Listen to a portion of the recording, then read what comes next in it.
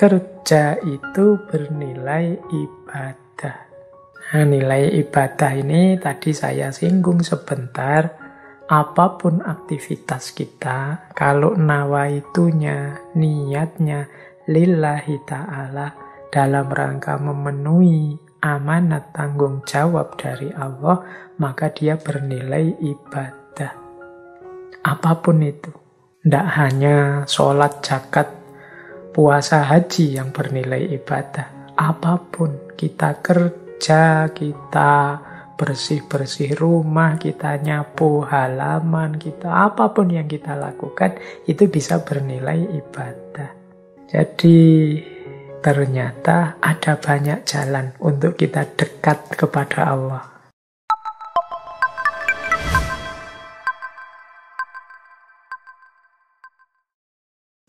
Bismillah, teman-teman. Mari kita lanjutkan belajar bersama kita. Mari kita mulai lagi rutinan kita setiap malam Kamis.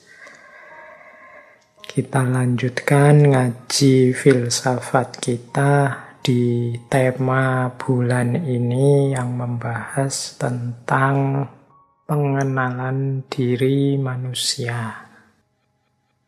Nah, dari berbagai referensi yang sempat saya baca-baca, dalam Islam kerja itu setidaknya punya 5 hakikat, 5 esensi.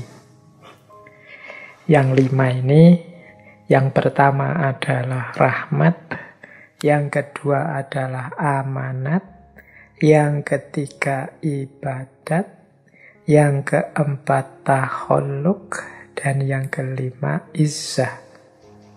Yang pertama, kerja itu bagian dari rahmat, bagian dari bukti kasih sayang Allah kepada kita manusia. Jadi bersyukurlah kita semua manusia oleh Allah diberi kapasitas untuk melakukan kerja dengan segala kecanggihannya, dengan segala kerumitannya dan lain sebagainya. Ini anugerah yang luar biasa, aspek rahmat ini.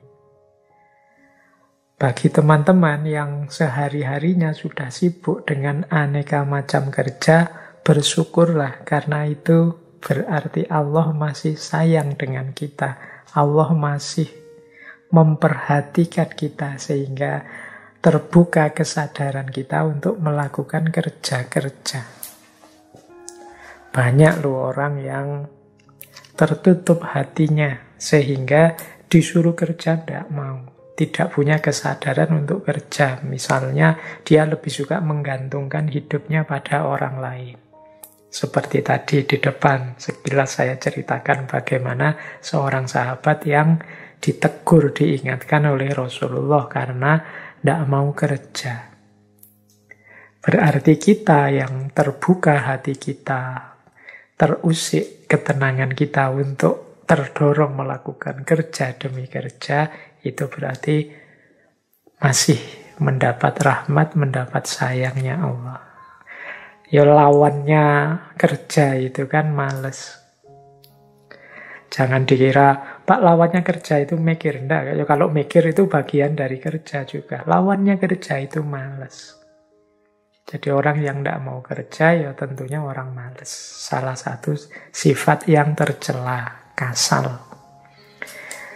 Jadi hakikat kerja yang pertama, dia adalah rahmat. Bagian dari kasih sayang Tuhan pada kita. Berarti ketika kita, wah saya kok sibuk sekali ya, banyak aktivitas, banyak tanggung jawab yang harus saya selesaikan, bersyukurlah. Berarti Allah masih sayang dengan kita. Masih dibuka hati kita untuk sadar tanggung jawab kita. Yang kedua, kerja itu amanah. Jadi Ya sebagaimana kita tahu ya, manusia itu dalam hidup ini kan oleh Allah dihadirkan di muka bumi ini tidak hanya untuk senang-senang, tidak hanya untuk menikmati hidup, tapi ada tugas-tugas, ada amanat-amanat yang harus kita selesaikan, yang harus kita pertanggungjawabkan. Pak, saya kerja sebenarnya ndak mikir ke sana kok Pak, yang penting saya hanya biar ndak lapar saja, biar saya bisa makan cukup dan tetap sehat. Loh, itu juga bagian dari memenuhi amanat dari Tuhan. Tubuh kita ini adalah kan juga titipannya Allah yang harus kita jaga biar dia tetap sehat terus. Makanya kalau saya kerja hanya demi sesuap nasi biar tetap bisa makan dan sehat, Pak, itu sebenarnya sudah menunjukkan pertanggungjawaban kita pada Allah. Menunjukkan kita sedang memenuhi amanat dari Allah. Apalagi kalau itu untuk menafkahi keluarga, apalagi untuk menafkahi mungkin membantu orang tua dan lain sebagainya. Apalagi kemudian untuk membantu sesama sekeliling kita dan lain sebagainya. Ini menunjukkan kita pribadi yang amanah. Kerja itu dalam rangka kita memenuhi amanat dari Allah dalam bentuk apapun. Ya enggak selalu definisinya kerja itu kan teman-teman membacanya kita mencari nafkah yang diberi uang atau diberi upah atau gaji.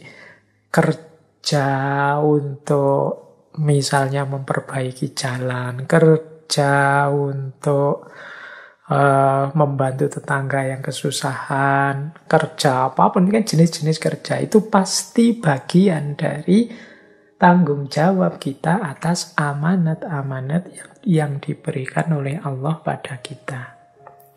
Jadi kerja itu rahmat, kerja juga amanah.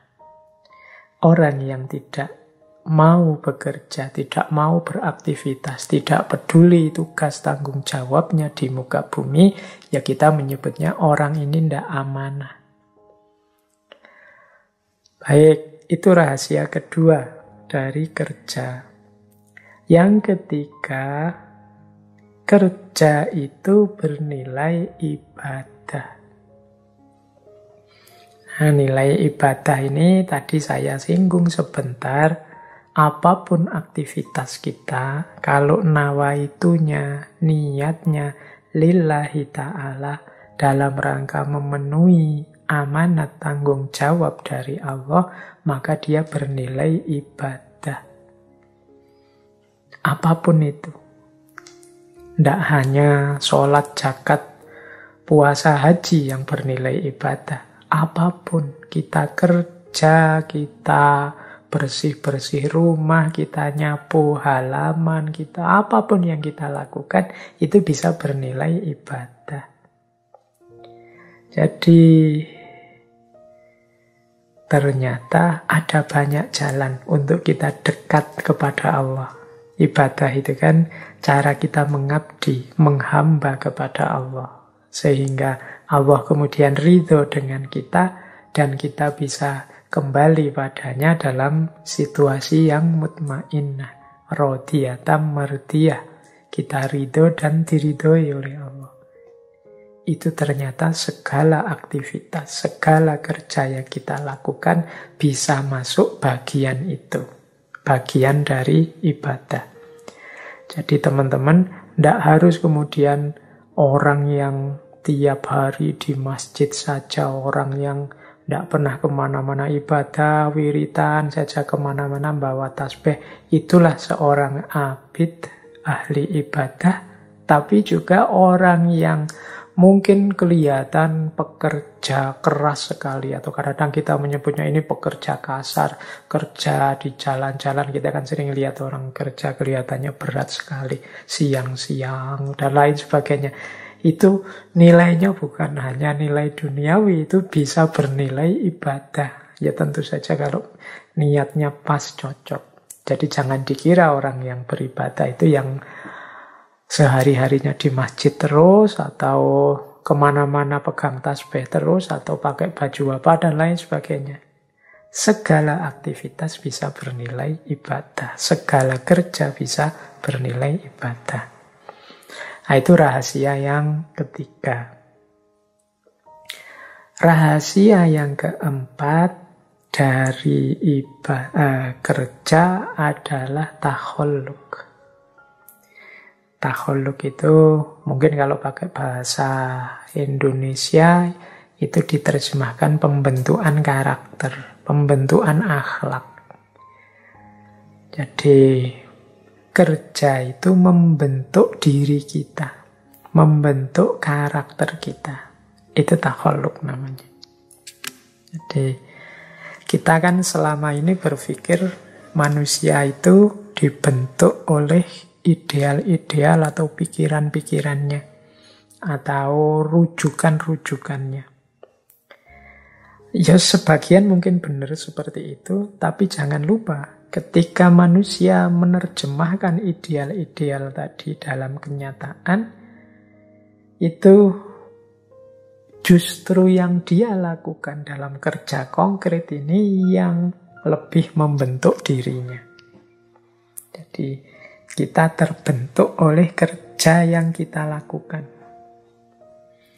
Misalnya teman-teman melakukan secara terpaksa karena sekarang zaman corona, kemudian kuliahnya atau banyak kerja kita dilakukan secara online, daring.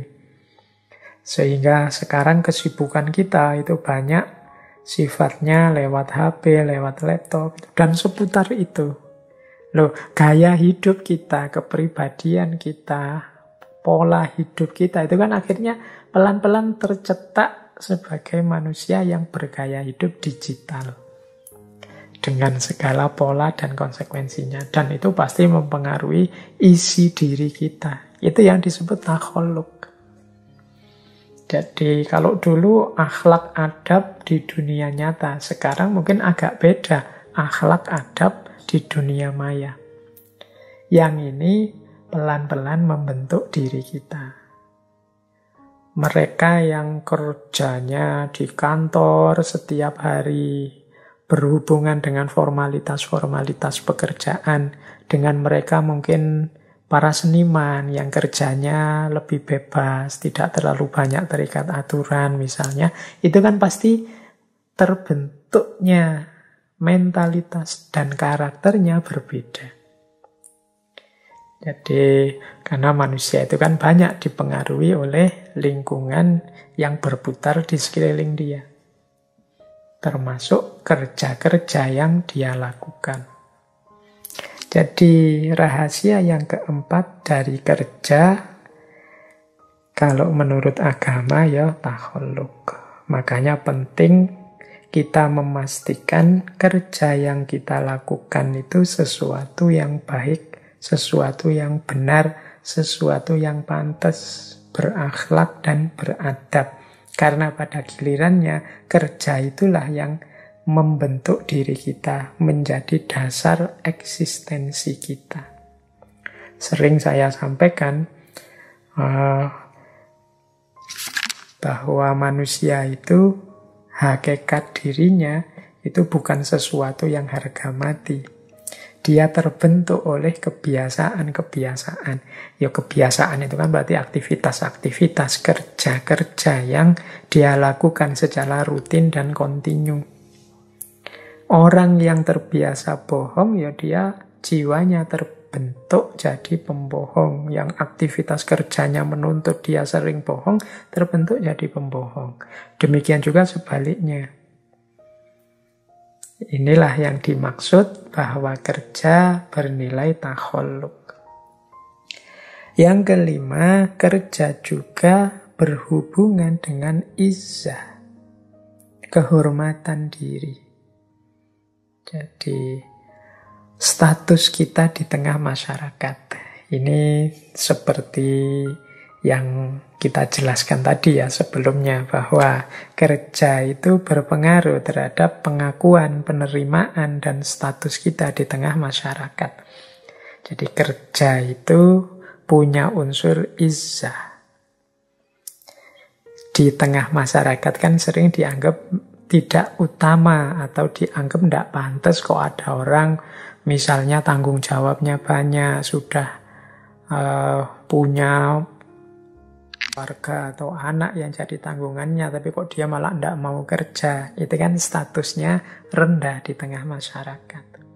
Atau orang yang tergantung pada orang lain, tidak bisa memenuhi kebutuhannya sendiri, menunggu pemberian orang lain. Nah, ini orang seperti ini itu bisa kehilangan harga dirinya, kehilangan izzahnya. Maka di antara rahasia dan makna kerja itu izzah. Orang yang banyak kemampuan, banyak kebiasaan, aktif melakukan berbagai aktivitas, itu keberadaannya lebih diakui di tengah masyarakat. Dia juga dipandang orang yang punya nilai, orang yang bernilai. Dibandingkan orang yang mungkin, kalau bahasanya anak-anak hari ini ada istilah rebahan saja. Jadi tidak ngapa-ngapain. Tidak ada sesuatu yang keluar dari dirinya. Tidak aktif, tidak produktif. Ini di tengah masyarakat itu mungkin dia dianggap, kalau bahasa Arab itu ada pepatah wujuduhu ka'adamihi. Wujuduhu ka'adamihi itu dia ada atau keberadaannya dianggap tidak ada. Jadi dia ada dianggap tidak ada. Wujud tapi dianggap adam. Adam pakai ain ya, bukan pakai alif. Nanti disamakan dengan Nabi Adam. Adam itu artinya tidak ada. Jadi wujuduhu ka'adamihi itu keberadaannya sama seperti dia tidak ada. Kamu ada atau tidak nambah apa-apa. Tidak memberikan apa-apa, tidak berkontribusi apa-apa. Mungkin karena malas, karena tidak mau ngapa-ngapain. Itu kan izzah, harga diri. Tidak enak kan kita kalau dipandang rendah oleh orang lain seperti itu. Maka ya ternyata kerja itu memang penting. Maknanya dalam. Dia adalah rahmat, dia adalah amanat, dia adalah ibadah, takhalluk, dan izzah. Itulah makna dari kerja. Kita lanjutkan ya. Sekarang kita masuk ke aspek karakter. Jadi kerja apapun yang kita lakukan itu tentu saja memerlukan dukungan karakter yang cocok, yang pas. Ini sebenarnya luas sekali dukungan karakter ini, tapi kita coba ya. Ini saya menampilkan beberapa karakter kerja yang sifatnya tidak hanya produktif, tapi juga membahagiakan kita. Kita kerja itu kan ingin memenuhi kebutuhan, ingin eksis, ingin diterima masyarakat. Tentu saja, mengapa sih kok kita ingin diterima masyarakat, ingin eksis, ingin memenuhi kebutuhan? Ya tentu saja demi kita menemukan kebahagiaan dalam hidup. Nah, untuk sampai ke sana itu kan butuh dukungan karakter yang kuat. Ini mungkin bolehlah oleh teman-teman disebut semacam tips. Mungkin lain waktu bisa bikin diskusi sendiri tentang karakter kerja yang mendukung sesuai kedudukan atau posisi atau jabatan teman-teman masing-masing. Ini saya uraikan secara umum saja karakter kerja yang produktif dan membahagiakan. Jadi sambil bekerja kita juga memperbaiki karakter kita. Yang pertama menurut saya penting dalam kerja itu adalah optimis. Jadi semangat bahwa yang saya lakukan ini akan berhasil, akan sukses. Mungkin banyak halangannya, tapi insya Allah akan ada hasilnya, ada wujudnya, ada manfaatnya. Ini namanya optimis. Jangan pesimis. Orang bekerja kok pesimis, itu ya pasti dia tidak memberikan sepenuhnya kemampuannya. Dia tidak mengerahkan sepenuhnya kapasitasnya. Wong dia sejak awal sudah pesimis. Sejak awal sudah mengeluh, ngapain sih aku kerja seperti ini? Apa sih hasilnya? Apa ya ada gunanya ya kalau sudah seperti ini ya mending mundur sebentar direnungi lagi. Sampai kita ketemu optimisme dalam kerja. Jadi semangat bahwa yang kita lakukan ini sudah benar, sudah baik dan nanti akan produktif. Yang kedua, menjadi diri sendiri. Jadi banyak orang yang tidak bahagia dalam bekerja, banyak orang yang tidak nyaman dalam bekerja karena dia tidak menjadi diri sendiri. Jadi dia mungkin demi uang, demi gaji, demi upah mengorbankan prinsip-prinsipnya, mengorbankan nilai-nilainya. Ini namanya tidak menjadi diri sendiri. Bukan berarti uang tidak penting loh ya, bukan berarti upah itu tidak penting ya. Memang yang kita tunggu kan itu antara lain dalam kerja. Tapi usahakan yang kita lakukan ini tidak nabrak nilai-nilai yang kita yakini, tidak nabrak prinsip-prinsip yang kita pegangi. Jadi kita tetap bisa menjadi diri kita sendiri dalam bekerja. Bukan diri yang terpaksa melakukan sesuatu, bukan diri yang tidak nyaman melakukan sesuatu. Keterpaksaan, ketidaknyamanan, itu menunjukkan kita belum menjadi diri kita sendiri. Kemudian yang ketiga, penting juga kita punya karakter ini. Ini mungkin bagi teman-teman ya yang masih muda-muda ini. Ya yang tua juga termasuk. Berani memulai. Ya kerja itu kan tidak hanya labor. Menjadi pegawai atau buruhnya orang. Tapi kan yang lebih utama yang work tadi, berkarya. Halangan paling besar ketika seseorang akan berkarya itu biasanya keberanian untuk memulai. Mikir terus, pertimbangan-pertimbangan terus. Akhirnya tidak melangkah-melangkah. Mau melangkah selangkah, mikir. Ini nanti kalau ada halangan gini gimana? Kalau begitu gimana? Kalau ada masalah ini gimana? Ya wis akhirnya tidak jalan-jalan. Tidak ada keberanian untuk memulai.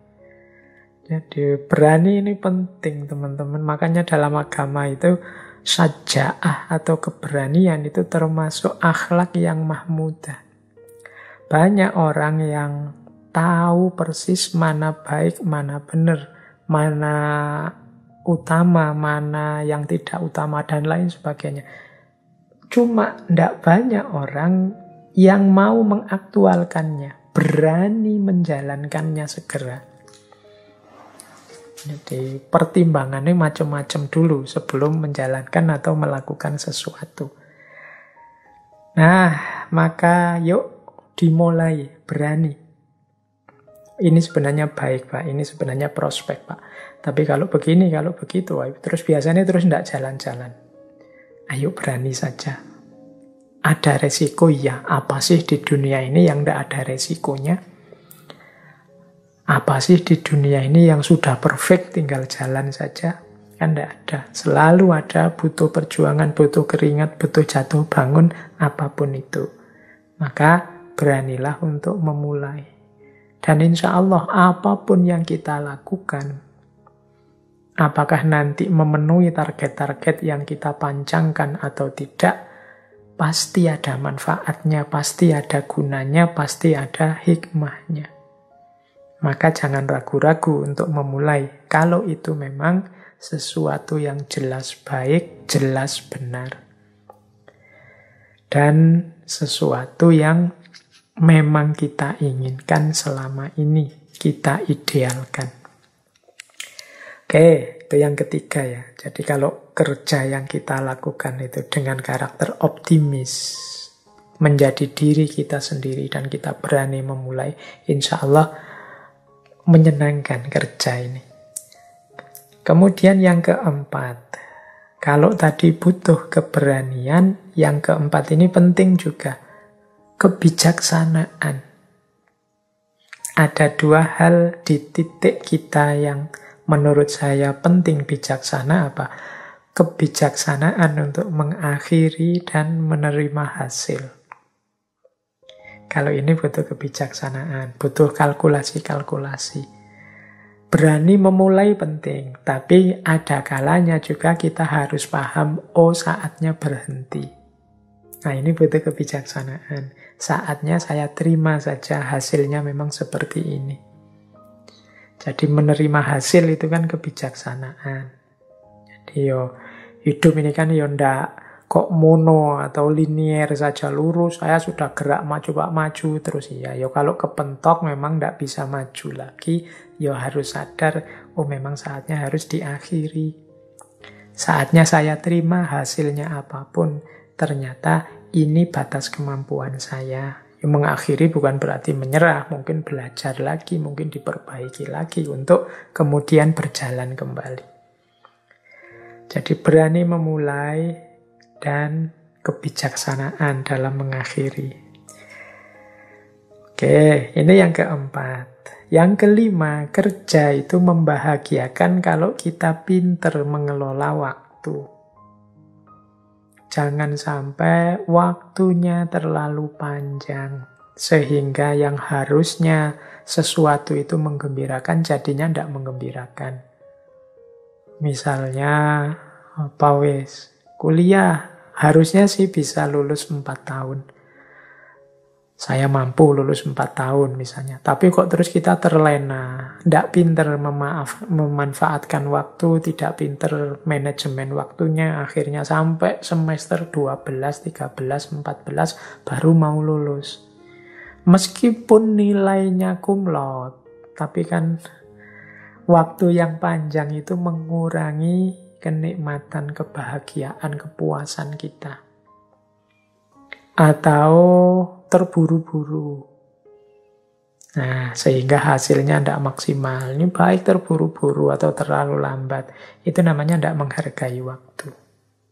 Kita harus pinter ngatur waktu. Karena kalau waktunya pas, cocok, sesuai, itu bahagia kita, nyaman bekerjanya.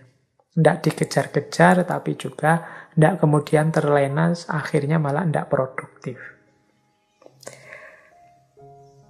Yang keenam, pekerjaan itu akan membahagiakan kalau tidak hanya sesuai target, tapi juga membawa manfaat dan maslahat. Membawa guna, membawa keuntungan, tidak hanya sesuatu yang menghasilkan. Jadi kan ada kalanya kita melakukan sesuatu, memproduk sesuatu, hasil sih, tapi kok terus tidak ada gunanya. Tidak ada manfaatnya, tidak ada maslahatnya. Kita misalnya nulis, sudah capek-capek nulis karena kita nulisnya ternyata mungkin tema yang tidak terlalu urgent atau sudah terlalu banyak orang nulis tentang itu misalnya, sehingga tulisan kita jadi. Mungkin kita puas, tapi manfaat dan maslahatnya jadinya kurang. Nah ini kan bukan berarti salah, tapi terus bahagianya kita kurang, puasnya jadi kurang. Maka nilai kerja yang menghasilkan manfaat dan maslahat besar, itu akan lebih membahagiakan. Pinter-pinter kita membaca situasi sehingga buah dari kinerja kita membawa manfaat dan maslahat. Tidak hanya sekedar berhasil. Dan yang terakhir, karakter kerja yang produktif, yang membahagiakan, itu adalah yang ada situasi yang lebih baik. Jadi ada proses menuju kondisi yang lebih baik dari sebelumnya. Jadi sebelum saya melakukan ini Pak, situasinya begini. Tapi setelah saya melakukan itu, akhirnya berubah. Sebelum saya melakukan ini, orang-orang di sini itu Pak, musuhan semua. Tapi setelah saya ajak musyawarah, saya ajak rundingan, sekarang pada rukun, mau gotong royong. Ini kan ada situasi lebih baik. Sebelum saya membuat alat ini, Ini orang-orang kalau kerja capeknya luar biasa, tapi setelah saya menghasilkan alat ini, itu mereka tidak terlalu capek lagi. Ini kan membahagiakan. Ada situasi yang lebih baik dari sebelumnya. Nah, teman-teman, ini mungkin bisa bahan refleksi kita ya. Mari membangun ini. Kalau kita ingin kerja yang tidak sekedar produktif, tidak sekedar menghasilkan, tidak sekedar membuahkan income untuk kita, tapi juga membahagiakan. Ini ada ciri-cirinya: optimis, jadi diri sendiri, berani memulai, bijaksana mengakhiri, menghargai waktu, membuahkan manfaat, maslahat, dan terjadi proses menjadi lebih baik dari kondisi sebelumnya. Oke. Nah, kalau tadi karakter. Kita lanjut lagi, ini untuk yang memudahkan kerja, karena sejak awal sudah kita urai betapa pentingnya kerja ini. Kita lihat beberapa variabel yang sering menghalangi kerja kita, yang sering membuat kita malas, sering membuat kita tidak ingin kerja secara optimal maksimal. Jadi ada di catatan saya beberapa hal. Ini karena malam hari ini kita membahasnya dari aspek pembentukan diri dan pemahaman diri. Ada beberapa aspek mental dalam kerja yang sering menghalangi pemenuhan kita secara maksimal terhadap kerja-kerja kita. Kita lihat ya, halangannya apa saja. Halangan yang pertama adalah, ini yang paling sering kita lakukan, yaitu negative thinking. Nah, ya solusinya berarti kebalikannya, positive thinking. Positive thinking dan negative thinking ini sebenarnya tidak ada hubungannya dengan kenyataannya, tapi hubungannya dengan persepsi kita, pandangan kita terhadap sesuatu. Kenyataan itu akan memberikan sesuatu yang positif pada kita atau memberikan sesuatu yang negatif pada kita, itu lebih banyak tergantung pada persepsi kita. Kalau kita negative thinking, ya kita dapatnya yang negatif. Kalau kita positive thinking, ya kita dapatnya yang positif. Banyak orang tidak mau melakukan sesuatu karena negative thinking. Menurut saya, kalau melakukan itu pasti gagal. Menurut saya, kalau berteman dengan dia pasti tersakiti. Menurut saya, kalau kerja di situ pasti nanti sengsara, dan lain sebagainya. Menurut saya, kalau saya nulis-nulis, mesti nanti tidak ada yang senang dengan tulisan saya. Wong sudah banyak yang nulis tentang ini. Menurut saya, kalau saya nanti coba buka usaha, mesti rugi, mesti sepi. Wong saingannya sudah luar biasa. Ini namanya negative thinking. Jadi ada satu kalimat yang saya suka. Ini banyak dikutip oleh motivator-motivator dari tradisi Konfusianisme. Jadi kalimatnya begini: jika engkau menganggap orang di depan dirimu sebagai teman, engkau akan mendapat berkah teman. Bila engkau menganggapnya guru, engkau akan mendapat berkah guru. Begitu juga sebaliknya. Bila engkau memberi cap jelek, kotor, hina, maka engkau akan mendapatkan berkah yang sama. Jadi, pikiran kita, tanggapan kita, itu nanti menentukan apa yang kita peroleh. Kalau teman-teman menganggap, misalnya, teman-teman ada teman, ini sebenarnya teman biasa sih, mungkin teman kampus atau teman sekolah atau teman di kampung biasa saja. Kalau kita menganggap dia hanya teman, ya manfaat pertemanan yang kita dapat. Tapi kalau saya anggap dia tidak sekedar teman, bagi saya dia guru. Loh, yang semula posisinya hanya teman, kemudian kita anggap ini dia juga guru, itu kan kita dapat banyak manfaat dari dia selain pertemanan. Mungkin pelajaran-pelajaran, mungkin tuntunan-tuntunan meskipun secara tidak sadar. Karena saya anggap guru karena banyak hal yang perlu saya tiru dari dia. Loh, itu kan ketika kita dekat dengan dia, itu kan kita memposisikan diri sebagai orang yang belajar. Saya belajar ini, saya belajar itu.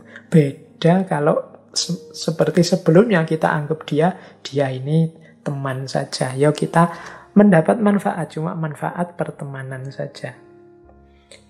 Ini yang tadi ya saya maksud berhubungan dengan positive thinking, negative thinking. Kalau kita berpikir negatif, ya hal-hal negatif yang kita dapat. Kalau kita berpikir positif, hal-hal positif yang kita panen. Berhadapan dengan apapun. Menurut saya, orang itu mulutnya rusak, maka bagi saya dia itu hina, kotor, jelek. Misalnya, ya ketika berarti apa? Kehadiran dia dalam hidup kita itu hanya memberikan itu saja. Kita melupakan mungkin jangan-jangan dari selain yang jelek-jelek tadi masih ada baiknya. Tapi kita menutup mata terhadap itu karena kacamata yang kita pakai, kacamata yang negatif. Nah, ini Bapak ini menurut saya ya guru saya, tapi sekaligus bagi saya orang tua saya. Itu kan dari satu orang kita bisa dapat dua manfaat. Tapi misalnya begini, kamu itu sebenarnya temanku, tapi bagiku sekarang engkau adalah musuh. Loh, pandangan kita bahwa dia ini musuh, itu kan membuat kita kalau berhadapan dengan dia, kemudian jadi hati-hati, tidak mau dekat, kemudian waspada. Kalau dia mau apa-apa, kita curigai dulu, dan lain sebagainya. Jadi perspektif kita, pandangan kita, itu menentukan. Dalam kerja juga begitu, pikiran-pikiran kita yang negatif akan jadi penghalang. Maka kalau bisa, mari mengembangkan pikiran yang positif. Positive thinking, jangan negative thinking. Nah, yang kedua, yang sering menghalangi kita untuk kreatif, produktif dalam kerja adalah ego. Jadi ego itu sudah, apalagi ego dengan definisi sakarepe dhewe. Kita hanya mencari nyaman kita saja, enak kita saja, asik kita saja. Kita tidak mau lepas banyak energi, kita tidak mau mengeluarkan banyak tenaga, banyak daya, dan macam-macam. Kita kemudian sensitif. Kalau dikritik orang kita, ini namanya ego. Kita merasa paling benar sendiri, kita merasa yang paling bisa segalanya, dan lain sebagainya. Ini namanya ego. Orang yang egonya tinggi, ini biasanya sulit kalau dikritik. Ya ini mengujinya gampang sebenarnya teman-teman, termasuk yang peka ndak, atau sensitif ndak, sensi baperan ndak kalau dikritik. Biasanya yang terlalu baper itu menetapkan egonya agak terlalu tinggi. Makanya kalau dia dikritik itu dia merasa orang sedang menyerang dirinya, ingin menjatuhkan dirinya. Nah, berarti apa? Saat kita bekerja, ya kita pinter-pinter kita untuk mereduce, mengurangi ego, membuka diri, siap dikritik biar kita lebih baik, siap belajar untuk jadi lebih baik. Ini akan membuat kita bisa mengatasi halangan dari ego kita sendiri. Kalau ada orang kritik, ya sadari saja bahwa ya saya ini manusia, memang tidak selalu benar, kadang-kadang alpa, kadang-kadang khilaf, kadang-kadang keliru. Dia sebenarnya ngeritik bukan benci saya, tapi ada bagian tertentu dari diri saya yang tidak pas. yang mungkin menurut dia harus diperbaiki. Jadi terima kasih saya dikritik. Jadi yang dikritik itu, yang diserang itu sebenarnya bukan saya, tapi bagian tertentu dari diriku. Mungkin pikiranku, mungkin perilakuku ketika aku begitu, mungkin saat aku melakukan ini. Nah, ini membuat kita lebih nyaman. Jadi sehingga kita bisa melakukan perbaikan diri terus-menerus. Kalau ego kita tinggi dalam kerja, biasanya sulit maju. Kita merasa sudah jadi orang penting, jadi orang besar. Ternyata tidak, karena kita tidak mau noleh kiri kanan. Kita tidak tahu bahwa ada banyak usulan bagus. Ada banyak kritik-kritik yang lebih membangun di kiri kanan kita. Baik, nah yang ketiga, agar kerja semakin optimal, penting bagi kita untuk belajar terus-menerus. Terhadap apapun, tentang apapun. Jadikan segala sesuatu, segala peristiwa, segala fenomena yang kita hadapi sebagai ayat. Ayat itu kan sesuatu yang kita baca, kita pahami, dan kita ambil manfaatnya untuk hidup kita. Jadi kita mengambil iktibar, kita mengambil pelajaran dari apa saja. Termasuk mungkin dari orang-orang yang membenci kita, atau dari orang-orang yang memusuhi kita, merusak kita, menyulitkan kita. Saya ingat ada satu kalimat dari Buddha yang beliau menyatakan pada akhirnya kita akan sangat berterima kasih pada orang-orang yang membuat kita sulit. Mengapa orang-orang yang membuat kita sulit inilah yang membuat kita tahan banting, yang membuat kita berkembang jadi lebih baik, yang mengasah kemampuan kita, yang mendorong kita untuk jadi yang lebih tangguh. Ini berarti kita bisa mengambil pelajaran meskipun pada orang yang menyulitkan kita, memusuhi kita. Dari segala sesuatu. Ini persis kalimat yang sering kita pakai kan, mengambil hikmah dari apapun. Nah, ini akan semakin membuat kita aktif dan produktif. Tidak lagi macet, mandek, dan malas. Nah, yang keempat adalah move on, moving forward. Ayo maju terus, jangan menyerah, jangan merasa sudah selesai atau jangan merasa terlalu cepat puas. Masih ada banyak manfaat, maslahat, kreasi, produktivitas yang bisa kita hasilkan. Moving forward. Moving forward ini yuk maju terus. Nggak mandek di satu titik. Saya membayangkan kayak anak-anak kita, adik-adik kita kalau main game itu. Kalau kita main game itu kan, misalnya main game di satu level, itu kan kita mati-matian segala daya, segala tenaga kita kerahkan untuk menang di level itu. Begitu menang di satu level ini, kita akan gembira, seneng. Tapi naik level sekarang. Bukan berarti perjuangan selesai. Kita lanjut ke level yang lebih tinggi. Nggak usah mikir lagi musuh-musuh di babak selanjutnya, di babak yang tadi, di level tadi. Kita kan gembira menang di level 1 misalnya kan nggak terus-terusan. Ya sudah, kalau sekarang level 2 yang kita pikir sekarang level 2-nya musuh di level 2. Yang sudah kalah ya sudah, yang sudah kita taklukkan ya sudah. Sekarang saatnya kita mengupgrade diri kita, naik ke level 2. Kan ada orang itu yang mentalnya adalah kalau sudah menang di level 1 ya sudah. Nggak usah naik ke level 2, nanti ada kesulitan lagi. Sudah, 1 ini aja, yang penting aku sudah menang di sini. Ya, ini nanti kerja yang tidak berdaya islah tadi, berdaya meningkatkan kualitas diri. Merasa sudah selesai di situ. Nah, mentalnya anak-anak yang main game ini menurut saya menarik. Ayo kita taklukkan hari ini, saat ini, situasi ini. Nanti kalau sudah unggul, saatnya kita naik level. Biar kita semakin berkembang, semakin baik, semakin baik, semakin baik. Produktivitas kita tambah meningkat, tambah meningkat. Teman-teman mungkin bisa mengkiaskan kayak HP itu loh. Apakah HP-HP merek apapun, apalagi HP-HP Cina, Samsung, Xiaomi dan lain. Itu kan tiap sekian bulan itu ada versi barunya.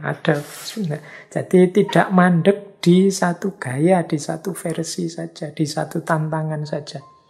Tapi terus memikirkan inovasi baru, tantangan baru. Ini yang saya sebut moving forward. Maju terus, yuk, maju terus.